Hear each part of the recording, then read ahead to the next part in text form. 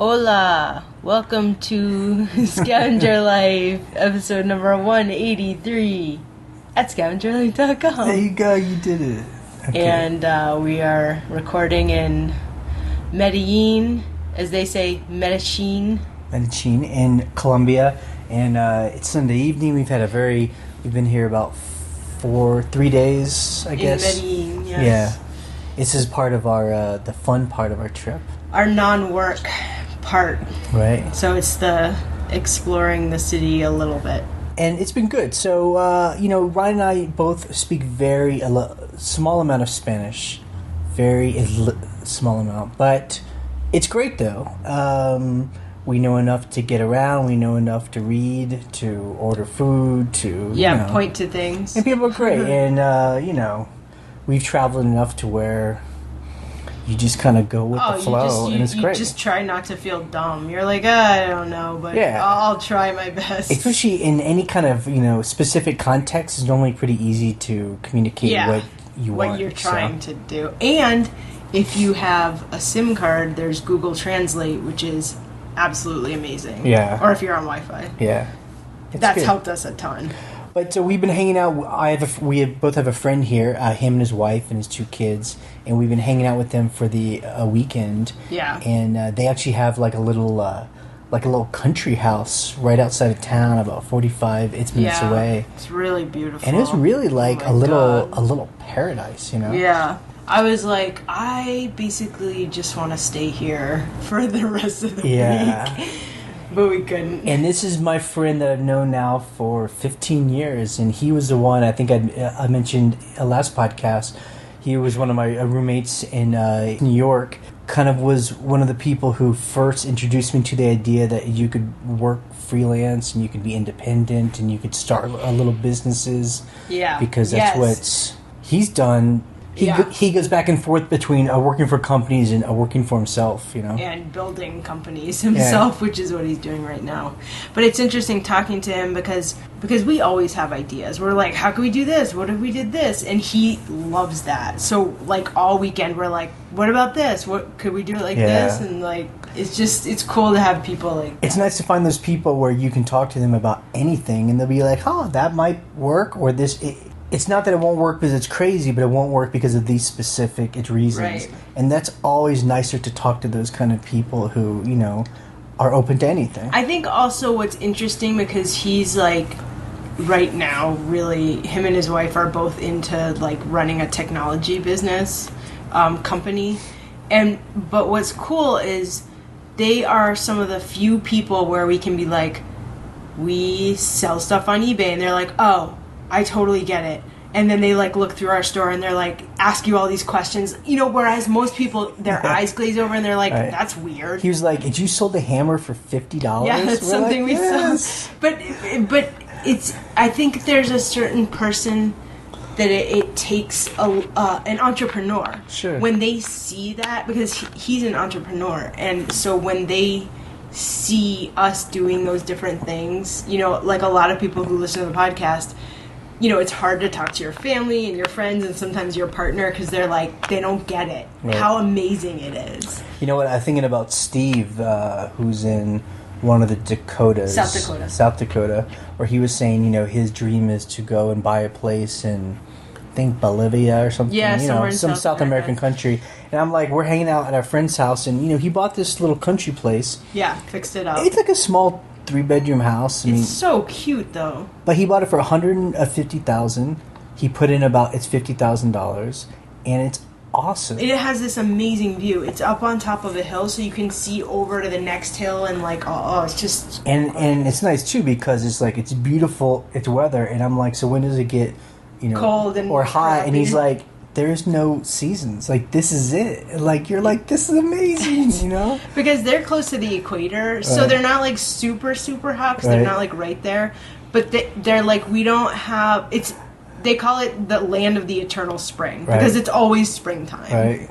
So, that's kind of weird coming from, So this might be one of the places we're going to try and work into our schedule because he's like, you can come down there and stay anytime. I'm like, let's come and stay for a month. Let's just stay in that Oh little my house. God. The crazy thing about this house, it's this country house. I mean, they kept saying, we're right outside the city, whatever. They have, like, super fast Wi-Fi. I'm like, Yep. there are people in the United States in rural parts just outside of cities that don't have good Wi-Fi. There are places in our county where we live. You cannot get cell service or internet. And he might have faster Wi-Fi than at do. our house. Right. So It's just I do want to say about coming to Colombia, you know, everyone we told, like our family and friends, you know, say we're going to come here to work. Everyone has the same thing they You're say. gonna get kidnapped. They're like, oh my God, be careful. You know, are you sure you want to go? Yeah. Because Colombia has a very bad reputation from the 80s. the 80s.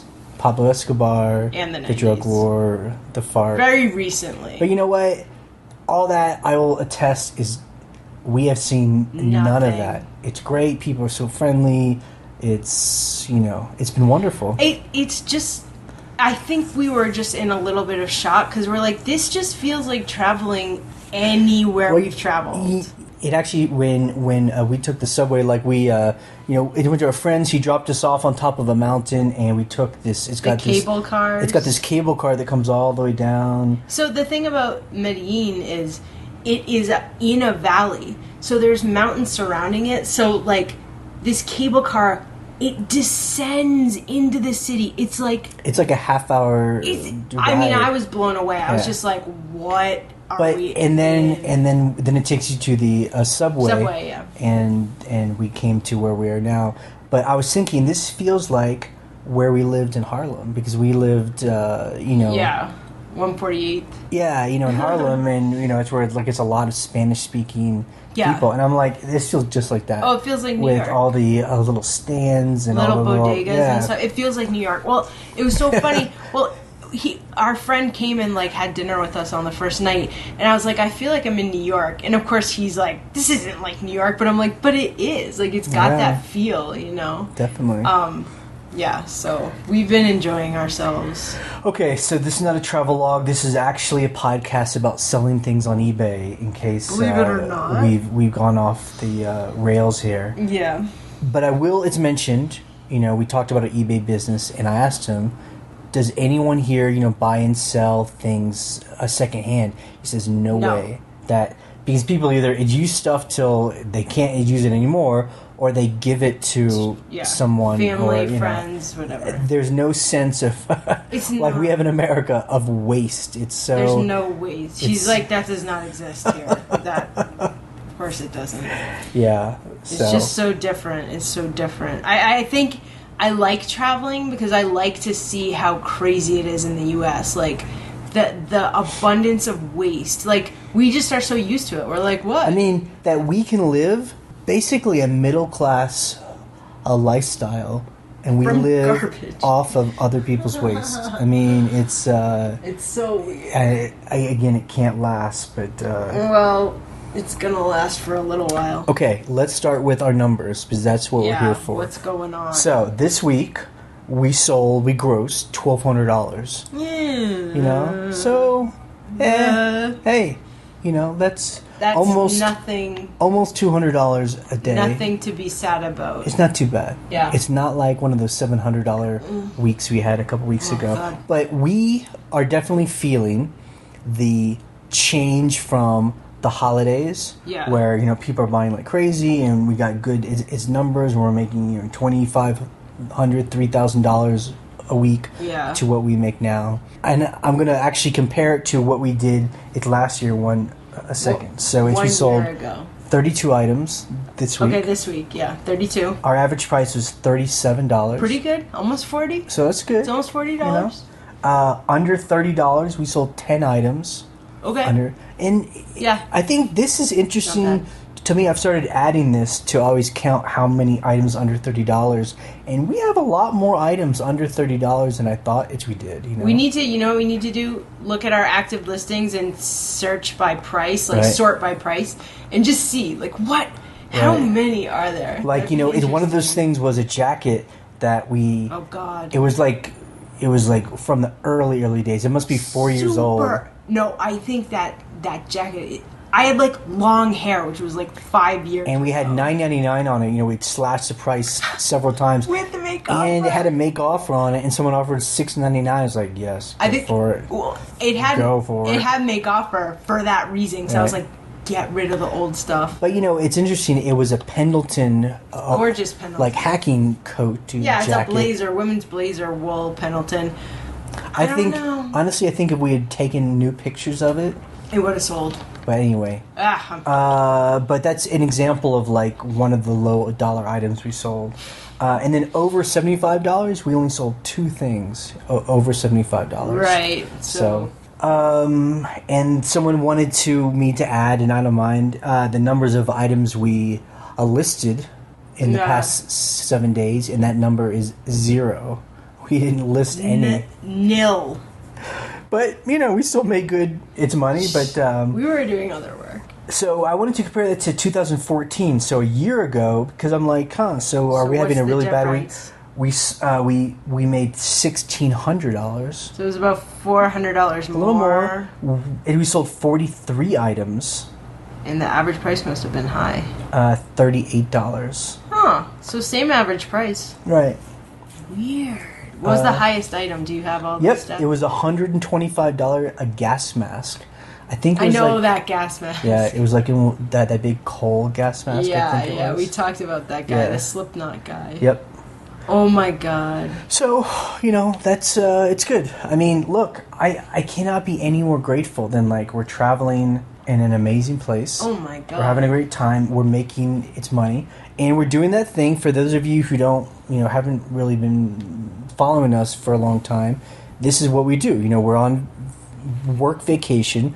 We changed the handling time of our store, so to 10 business days. Yep. And so people can buy. People have been buying. We've sold, I think, 32 things so far. Yeah. And so that the handling time is clear, but we also send them a message, hey, we're away, we're going to get back and ship one's had a problem. when we get back. Not a single person says anything. Most people just don't say anything, but maybe a third of the people actually write back and say, great, have a good time. Yeah, like, it's so awesome. People are so nice. So, that's a good thing. So let's talk about 2 things we sold that were high priced. Yeah, go. So number 1 was a set of lamps. They're actually not, they don't have like the electrical part of the lamps, but they have like everything to like screw the lamp thing. Basically, these are like big, like jars. It's a jar, but it's really old glass. It's like this old like root beer amber color glass with a twist. They're I'll put a picture and I'll probably show it in the next video. And someone tried to turn them into lamps, and they didn't do a really good job, but someone could easily take them and have them made into lamps. Yeah, it's so easy. All the pieces are there for it. And we had best offer on it, and they just bought them outright for $125 or $120. 120. And the funny thing is, I think we bought them for maybe $5 each. So max $10, and it was $120. So they're really gorgeous. Not bad. And the second thing that sold for higher, was a ring from Tiffany, silver ring, sterling ring, and it sold for $179. Now this was part of my experiment of paying more for something, because I actually paid $45 for this ring. Because if something's Tiffany, you got it. So we paid $45. It sold for $180. $180. So basically, we made $135, which is pretty good. Yeah, I was very happy with that. And that sold. It's within about 3 weeks or something. I would say it was a month. Yeah, a month. So that was part of our experiment. It's this year of paying a little bit more, but trying to make. So I'll see, I bought a few other things for more, and when they sell, I'll tell you about it. But I did do 2 dances after that sold. That's right. I was like, if I sell stuff that I'm trying to flip for higher, I will do a dance, and I did. So yeah. But it's most things as we sold really are the bread and butter stuff, $30-ish, $50 hammer. That was 30. good. Yep, we sold like a really nice. Solid steel. Okay, it's solid steel, and it had a stacked leather handle. It's just gorgeous. Yeah. So $50 for this And people thing. that know tools, it's a Bucks Brothers. So it's quality hammer. It's really nice. Yep. What else do we sell? Just basics. Basic stuff. Basic kind of stuff. Yeah. So our week, this past week, like we said, we were working, and now we're having fun. We haven't listed a single thing. No. So that's our eBay week. I mean, we've just been... we've been doing other work. But like we said, this is the incredible thing about the time we live in and why there's no better time to be a reseller. Sitting in the mountains outside of Medellin with our phones, answering people's questions. Yep. It's so weird. We were hanging out with our friends, and they could hear when things would sell, and they would ask us about it, and people would ask questions. Like, some guy was asking about this old stapler we have and what kind of staples, and we answered, and he bought them. It. Yeah, Well, and it's so funny because he always loves seeing you in pictures of sweaters. Yeah. He's, like, obsessed with that. Any of our friends who have the patience to listen to our store and to actually look to see, they always crack up when they see me modeling stuff. Why do they crack up when I'm modeling? Because I think you're a beautiful lady. Just normal. And so you look good and stuff, and I just look like kind of a random guy. Like, I don't look like a model. I don't look like a model either. And most of the time in my photos, like, my hair's all messed up, and I'm, like, pissed. I'm just like... But that's a look, That's like a model look. Anyway, so he was laughing. Oh, it's really funny. But yeah, so I mean that's a great thing, and I know other people say, well, why don't you could hire someone, or that's cool. So I know some people have done that they hire family members to ship while they're away. But one woman on the blog was asking that question where she wants to sell more, but for some reason, where she stores her stuff, she can't get there except every 4 or 5 days. Right. So I just said, like, do what we're doing. Do just a 5-day handling change time. your handling time. A lot of sellers do that. I see sellers, even when they have the inventory in their house, they're like, I only ship on Wednesdays. All right. Yeah. I mean, it could mean you'll sell a little bit less because someone may really want something quickly, or people don't want to wait. They want the next day, that's fine. But again, if you're selling more unique items where there isn't a lot of competition and you have good quality, they're willing to wait. And the good thing is when you've changed your handling time and maybe you put that in your description, I can only do on the weekends, whatever, people are just like, okay. I mean, as long as they have the info. But the more important thing is, if for some reason they get the item and they're like, this took a long time, and they give you bad feedback, eBay will take that away because they've done that for us because you've clearly stated in the handling time when it's going to get to them. Yes, so that is a true advantage of changing handling time. So customer issues, I mean, none. I mean, we had one item get returned to us. We sold a pair of like a vintage wool military pants. He just said they were too short. We didn't have to pay shipping. He used the automatic, and that's a cool thing. He used the hassle-free, and so we could follow the tracking. Yeah, so that was the great thing because we were out of town, and I was like, oh, it got delivered, and he's like, hey, it got delivered. I was like, okay, we're out of town, but yeah, you're right. I see that on the tracking. It's so great because then. You're like, I'm assuming he sent me the pants back. Right. I mean, I guess, there's always a chance, but, he was... Just take that chance. He was totally psyched and happy, and, we charged him the 20% handling fee, or the it's restocking fee. Restocking fee, yep. So, a little bit of news. A lot of these are just links that people have sent us that we think are interesting. Someone sent a link to, and I'm sorry, I forget people's names, to this rare Pyrex. Yes. Like a Pyrex casserole. Dish. Okay, Jay doesn't need to talk about this anymore because he doesn't know what he's talking about. This morning I looked it up. I mean, I had seen it before, but there's this casserole by Pyrex, which is made by Corning. And apparently this pattern is called Lucky in Love, and it's hearts and shamrocks and grass. Like, it's pretty basic. It's really cute, actually. It's, like, super retro. But the thing about it is, nobody knows how many were made, and people guess that only like a couple were made compared to like thousands, hundreds of thousands of like a regular run. Right. So what the thing is like people found it in a booklet from 1959, and collectors were like, I've never seen that. No one's ever seen that. And then it would come, someone would like come out with one, and they sell for so much money. The one before this one that was sold, which was sold like 2 years ago, sold for like $1,200. And then this one just ended. It sold for $4,200 because I think nobody has them. Right. And the theory is that they did the production run. There's two things about it. The green print was bleeding through in the pink, so it looked awful. So they were like, we're not going to do this. And they would give it away to people that worked at the factory. So maybe they only ran like 20 of them. Right. Or, 1,000 or something. 1,000 but over the years they broke and whatever. So. And this is a couple things to say here. This is a good example of, it's Pyrex, those casserole, we've all seen everybody them has when them. you're Goodwill, and there's like certain patterns that are just so. We all grew up with them. And if you want to buy them, that's cool. They're worth like $10 or whatever, They're not usually worth a lot. If you have like a full set, you can sell them for more because people like it. Certain colored bowls. It's good quality, it's for sure. But the other interesting thing is, this person put it on auction.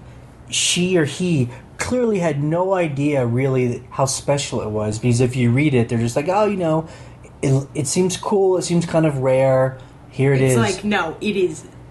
It's like whatever. I'm sure I'm sure this is like the height of this person's this person's year. It's like the white buffalo or whatever. It's like. But this is also a good example of like why selling, like vintage and unique items is so exciting, because stuff like this can happen. Yeah, like you could just see this at some lady's garage sale and be like, oh my god, you have no idea what you have. And I was asking Ryan this, is like, we had this hard and fast rule. Buy it now. It's research everything, buy it now, one price. And I don't know, like if we had found this, even if we knew it was rare, would we had put a price like this that? This is my theory on that. You find out it's rare. Right.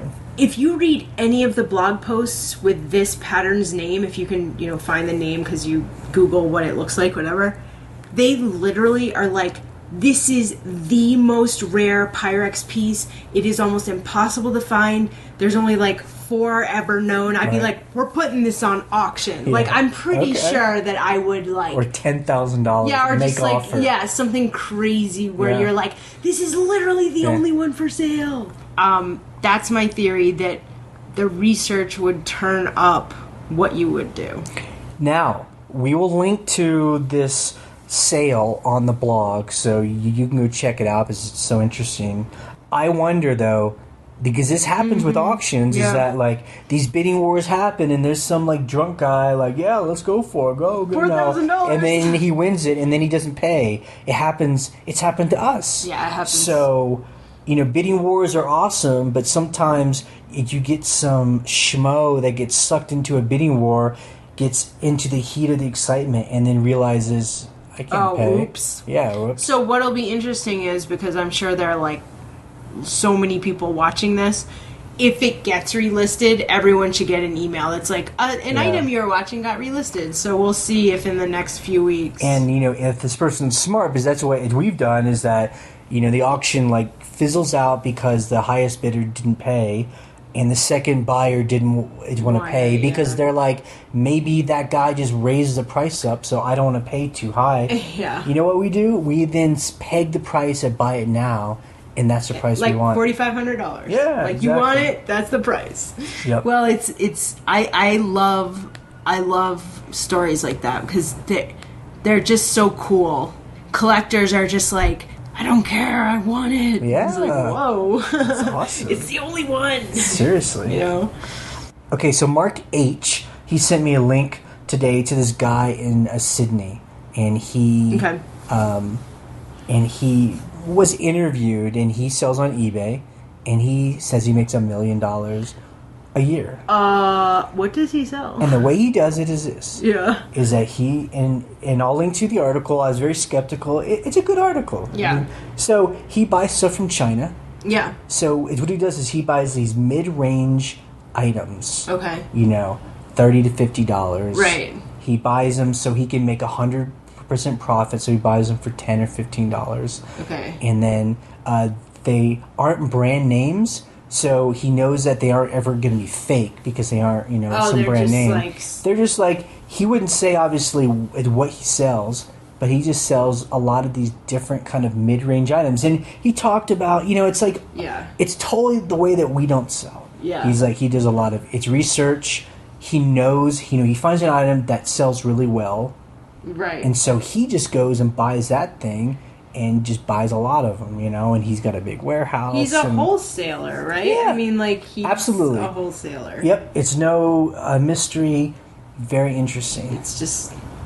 The reason why I thought I wanted to bring this up is just like, I think it's interesting because it really starts teaching me that there's just like ecology of scavengers, you know, of people like us. There are guys like that, Yeah.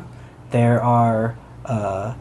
people like us that are like, finding things in flea markets but selling them on eBay for a high end. They're the people who just sell in the flea market, you know? So they're getting stuff from wherever and selling it for really like pennies on the dollar. Yeah, nothing. But that's what they want to do, And then there's the people who have like one thing that they sell on eBay, like, I only am gonna sell like men's clothes or glass. I'm only gonna sell. I'm only like, they're very much into that one thing. So there's, like you said, there's just different like, and there's just like actions. this ecology of scavengers. I mean, there's the people that just buy at thrift stores. Right. They're the people that just buy at yard sales. Yep. Or they're the people that buy off of eBay and they resell on eBay. They're the people that buy on Craigslist and sell on eBay. There are people who get stuff off FreeCycle and sell it on Craigslist. Right, or buy auctions and sell. There are the people like I said who sell at the flea market. So the people that buy up estates and do clean outs. Yes. And then maybe they own a thrift store and just sell everything there. They're the people that bid on storage lockers. Yep. They're the people that dig in the trash. Yep. Like a Martin from Garbage Finds. You know. And they're the people, that go to fancy auctions, and buy something high and sell it for even higher. Or there's like this guy in this article that I'll link to, who is basically like a wholesaler. He's buying, pallets and pallets of something stuff out of a Chinese factory and reselling it on eBay or Amazon. He does it on eBay. He does it on both of them. Did he talk about this that? article was specifically about eBay. Interesting. The reason why it's interesting is that everyone thinks that eBay is dead and that everyone's moved to Amazon. Oh, please. He was like, eBay's changed for sure. He says, I still make a lot of money. It's still a great Did he service. talk about like, does he have like a big warehouse and like employees and stuff? He didn't really talk, like specifics about how it's mechanics. Yeah, but he had obviously that's how it has to happen. There's no way. What was interesting is that the guy was saying, well, everyone's saying that eBay is getting worse and Cassini search engine's horrible. What he said was eBay's had to change because there's so many bad people who sell on eBay, scammers and counterfeits, that eBay has unfortunately had to like really raise all these rules up, so it's harder to get in there and prove yourself as a good seller, because I know a lot of its new sellers complain because there are limits and stuff like that. And when like people are trying to sell Coach bags, sometimes you get hit with a Vero whatever defect or black rating. Yeah. But my point is, it's interesting to read because if you're starting to sell on eBay or if you're doing it now, you just have to figure out what a level, where in the ecology of being a scavenger do you want to be. And the good thing is you can change too. You can go from one to the other. I think a lot of times too, you just kind of figure out what's interesting to you, and you kind of go back and forth and change. And we've been able to do that. Yeah. You know, we started out with just clothes. I mean, I really think in this world, like scavenging, and I'm biased, of course, seems to be almost the best way of life for those of us in America. Yeah. Because America just seems like it's so... There's so many of these huge corporations that have kind of controlled its markets. Right. It just seems like it's really hard to start a small business Yeah. and compete because you just have these huge corporations that can just like...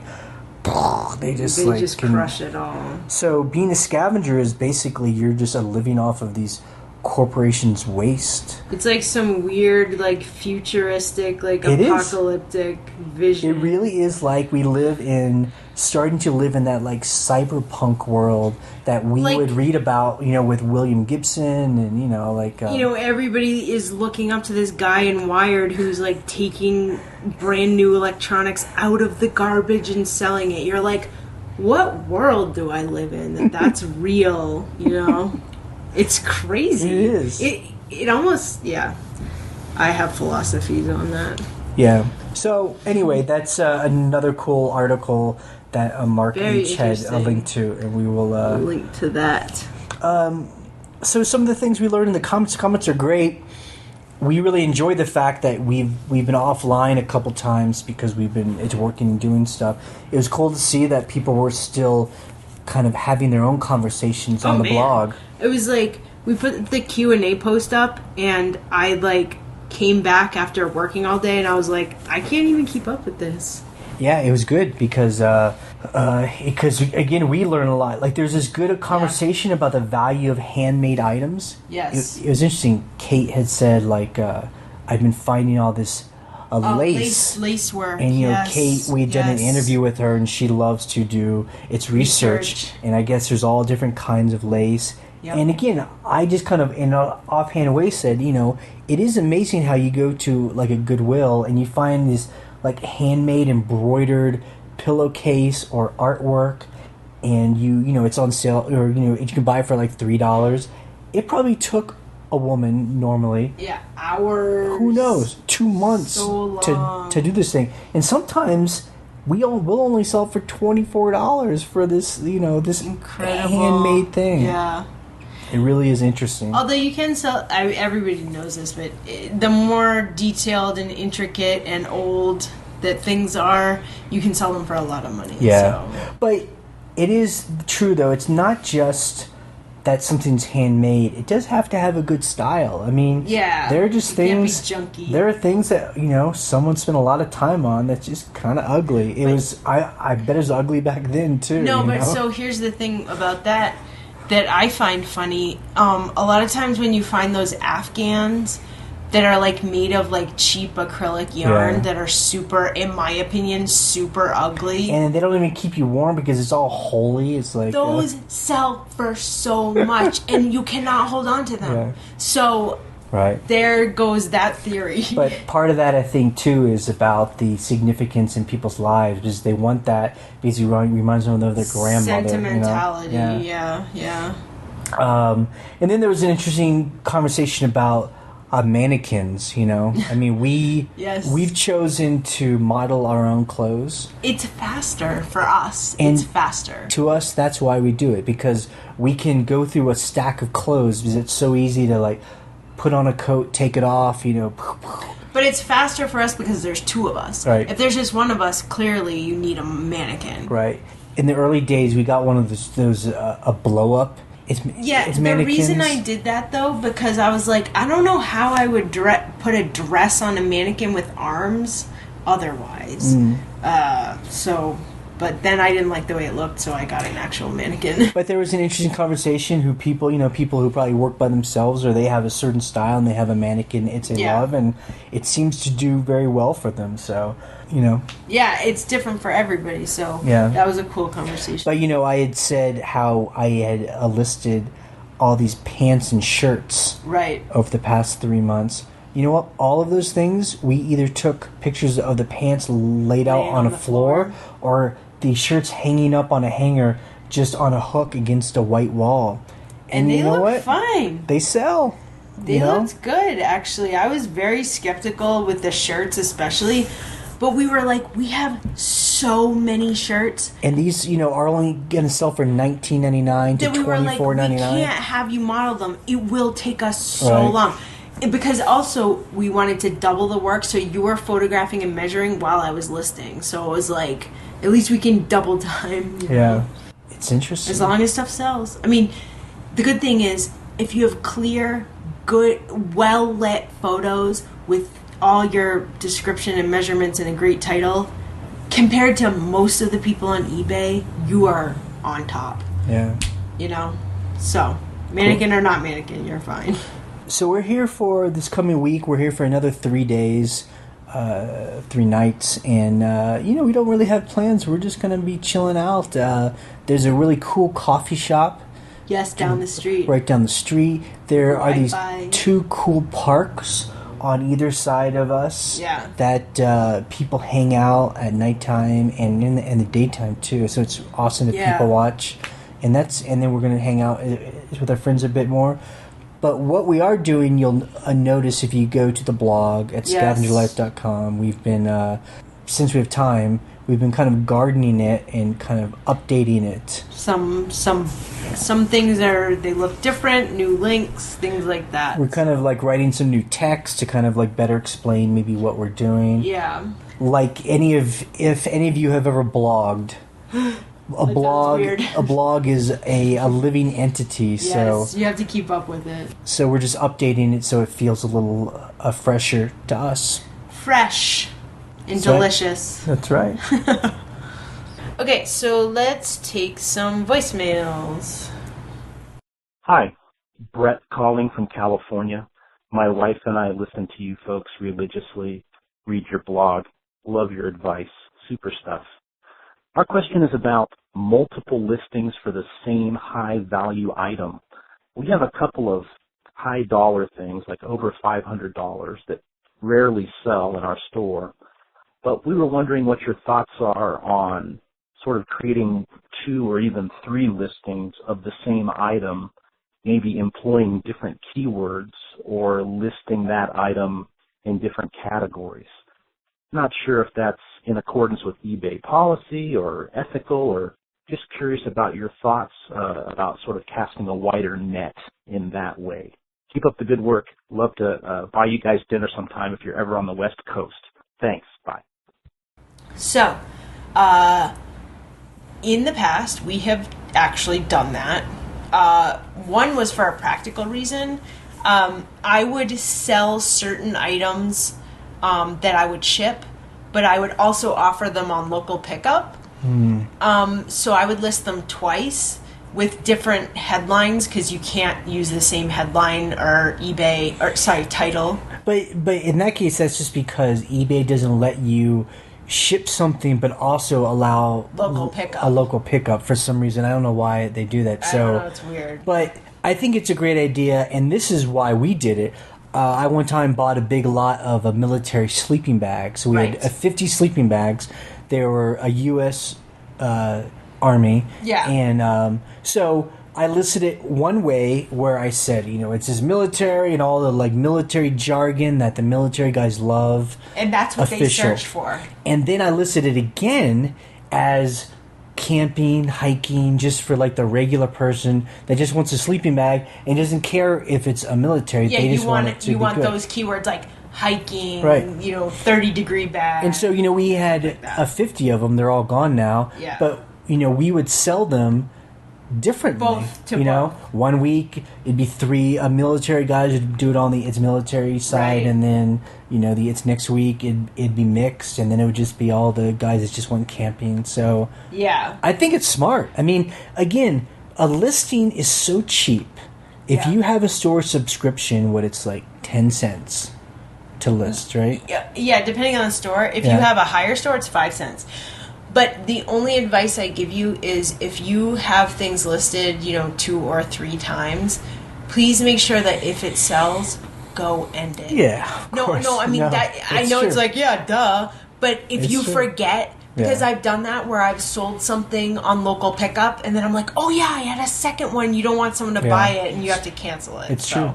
That's the only thing to look out for. So yeah, it would definitely make sense if you have something really high dollar. So you're trying to go after different markets. Yeah, people searching. Because it's like we say, it's always about putting it in the right context. So a certain expensive item might work well in different contexts, or if you have multiple items of the same thing. Right. I don't know if I would ever do it on like a $30 item. It's just not worth it. Yeah, it's not worth the paperwork. Hey guys, my name is Jeremy. I'm a full-time eBayer, and I'm starting to plan more working vacations where I go somewhere and set aside a day or two to buy inventory. And what I wanted to ask you was how you go about deciding which areas in the city or in the place you're visiting and which thrift shops you're going to hit, if you're going to hit thrift shops. Yeah, I found that a lot of the better thrift shops that are not big chains don't have great online presences, and a lot of the information that I find online comes from the perspective of a consumer and not a reseller. So what's a great thrift shop for a consumer might not be a great thrift shop for a reseller. So I just wanted to know how you go about figuring out where you're going to shop when you go to a new place. Do you just pick out 5 to 10 stores and go for it and roll the dice, or are you more methodical? Thank you so much for everything that you do. I've been listening to the podcast for almost a year now, and I've listened to almost all the episodes. And, thank you so much for everything you do. All right. This is a really great question because we love to travel, obviously. But this is how we go about it. We kind of do it in the opposite way as he's kind of intimating, is that we first just choose a place where we want to go to. Right. So, Austin, Texas. We want to go here because it's fun. Yeah. And then we'll just happen to scavenge rather than like I'm going there specifically to scavenge. Because he has a good point. I don't know how you would know if a certain area has better thrift stores for a reseller than another place. Yeah. So I think it's better just to choose an area of the country where you just want to go. A lot of times we're just visiting family, we're visiting friends, we're doing work, so we're being drawn to a certain place for a reason other than scavenging. Right. But then we just happen to then just turn on, we put on our scavenging hat and we go to town. I think you always have your scavenging hat on no matter what. Especially if we're in an urban area, we go on the Craigslist. Right. The free section or any section. Yeah. Look for cheap If stuff. it's a weekend, we do the yard sales. We love to go to auctions in different cities. We love doing that. It's so fun. Because that's such a great way to get into a different part of town. You'd never go to meet people that you never meet. Just meet people who live there. Yep. And it's cool. But the other thing, too, is, you can't always have super high expectations. There have been many times where we've been traveling and we're we can't find anything. We don't know where to look. Well, not always, but where it takes more time. It's more like this. We can never know. We can never. And like you say, a lot of the really small independent thrift stores that are often the best ones, they don't have a website because it's two grandmas that run a church thrift shop in a basement. Those, you just have to run across them, It is just like you're sitting in a stream panning for gold. You just have no idea if you're going to get gold or not. So I understand when people ask these questions of how do I know, do the best thing, and I guess our answer is that's a fun thing about being a scavenger, is that you can never really know. Even in your own town, do you know? We just trust that we live in a country full of so much waste that wherever you go, you're going to find something. We have never traveled to a part of the United States without having overflowing bags and an overflowing car. It's never happened. Yeah. You'll always find stuff. Yep. Totally. I mean, when we were in Portland, Oregon, the thrift stores weren't that great. But then we went to the Pendleton warehouse, mills, and they were selling scraps, and we were buying huge bags full of wool Pendleton scraps that we sell, We still sell them. We sell them like crazy. It's great. So, yeah, you kind of have to go outside your comfort zone and, what you think to be like he's saying, a thrift store. Yeah. Go to an auction, go to an estate sale. There was a time in, I think it was outside of Austin, Texas, where every single estate sale we went to had brand new Ferragamo shoes from these, little old ladies. For $2. I was just like, I can't get enough Ferragamo shoes this weekend. What's going on? Yeah. How would I have known? But being in our home in Virginia, we would have never have known that was happening in Austin. In Austin. You just can't. So go somewhere you want to go to and have a good time. And then scavenge. And we have one last question that came in by email. Scott wrote, my girlfriend and I have been listening to It's Your Podcast for a few weeks now and has inspired us in similar ways to list on eBay and etc. After a bit of research, I started to become aware of the potentials that dropshipping might offer. I was curious if you guys have any information in regards to it or tried it yourselves. A lot of the info I find directs me to people's pay for membership sites. That seems a bit shady, and for those that don't really know their way around the internet, any help is appreciated. Great question. Okay, it's a good question. It was asked in honesty. Yes. And the funny thing is like, it seems like he kind of knows the answer, and he just is, I think, asking if his instinct is correct. Right. Yes, there are these people out there that talk about drop shipping. Like it's a miracle sent from heaven. Like this is where you sit at home and you list things on eBay, like 5 items. A stapler, an iPhone case, some underwear, I don't know, all brand new items. You don't have any of it. When someone buys it, you go to some site and you have some warehouse ship it for you. Right. And you're making 5 cents per item, Right.